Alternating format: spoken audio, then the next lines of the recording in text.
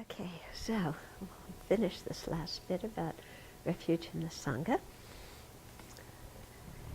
Yes, Sangha has nice laps to lay on.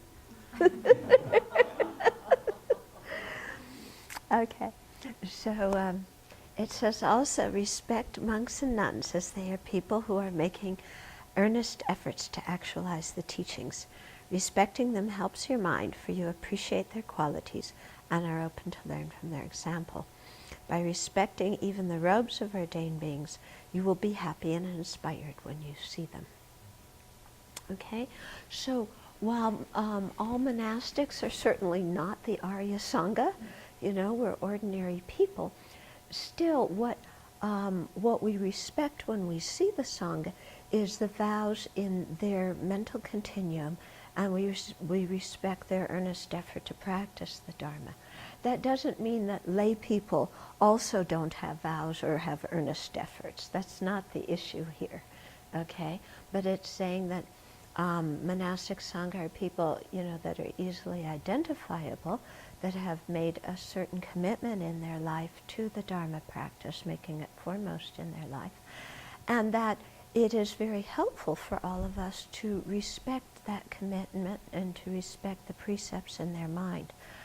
If you are a monastic Sangha, that should not become cause for your arrogance, because all you have to do is look and see if you keep your precepts properly, and all your arrogance deflates.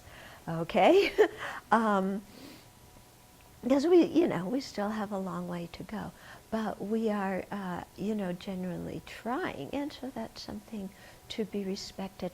And I think it's important for Sangha to respect other Sangha members, you know, and especially in the West, I see this sometimes, that people will respect Asian Sangha members, but they will not respect other Western Sangha members.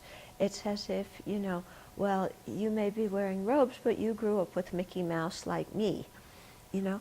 But the thing is that if we don't respect each other, then in fact we're not respecting ourselves as a practitioner. Because if we're just dismissing Western Sangha because they grew up with Mickey Mouse, then we're dismissing ourselves, aren't we? You know? And so that's not a very good basis on which to practice, because then you don't really have confidence that you can make any progress yourself. So the idea is that when you respect the Sangha, you're not respecting the individual or the personality of the person. In fact, it has nothing to do with the person's personality. We're respecting the commitment, we're respecting the vows in their mind. And respecting that helps us practice better, okay? Because we become like what we respect, don't we? Yeah. And, we should follow the good example of people who are keeping good ethical conduct. That doesn't mean that everything the Sangha does is proper. Like I was saying, sometimes, we take precepts because we can't keep them perfectly, but we're trying, we're training. So you follow the good example of Sangha, don't follow the bad example. And you hear this sometimes in Dharma centers. They'll say, well, I saw Venerable so-and-so do this and that, so I thought it was okay to do. You know? So this is a reason why the Sangha really has to try to act properly, because we're setting examples for other people.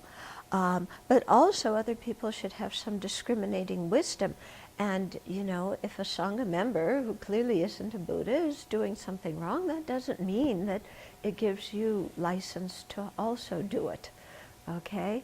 So we have to, continuously employ our wisdom here and realize that not all Buddhists are Buddhas.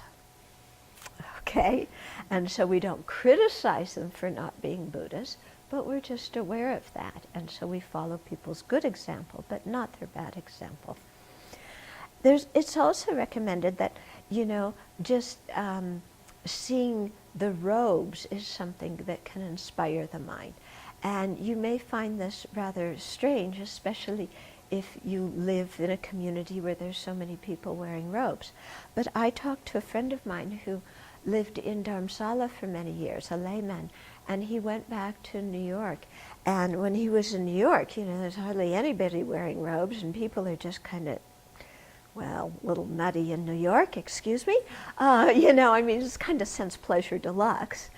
And he told me one time he was in the subway, and out of the corner of his eye, he saw some red robes go by, and he just turned the other direction. He forgot what subway he was going to take, and just chased after that monk because he was so happy to see, a monastic and somebody who's really trying to keep ethical conduct. He was just delighted in the midst of Manhattan to find this. Okay? And so that's an example of how sometimes just seeing the robes can really make our mind rather happy and help us get in touch with what is the foremost thing in our own life. Yeah, and the importance of ethical conduct, the importance of Dharma practice.